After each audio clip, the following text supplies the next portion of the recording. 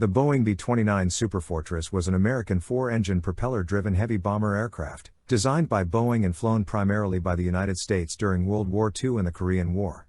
It was the most sophisticated Allied aircraft of its time, and was instrumental in the Allied victory in the Pacific Theater. The B-29 was a massive aircraft, with a wingspan of 141 feet and a length of 99 feet. It was powered by four Wright R3350 duplex Cyclone radial engines, each producing 2,200 horsepower.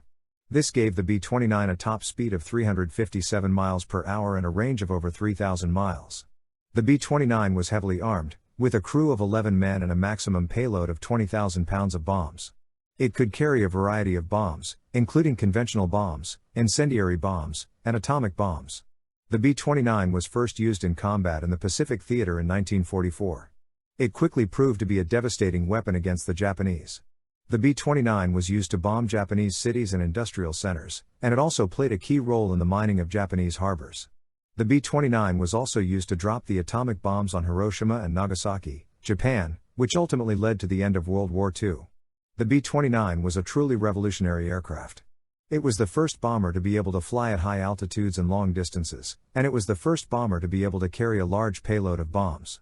The B-29 was a key factor in the Allied victory in the Pacific Theater, and it helped to shape the course of modern warfare. The B-29 Superfortress was a remarkable aircraft, and it remains one of the most iconic aircraft of all time. It is a testament to the ingenuity and engineering prowess of the American people.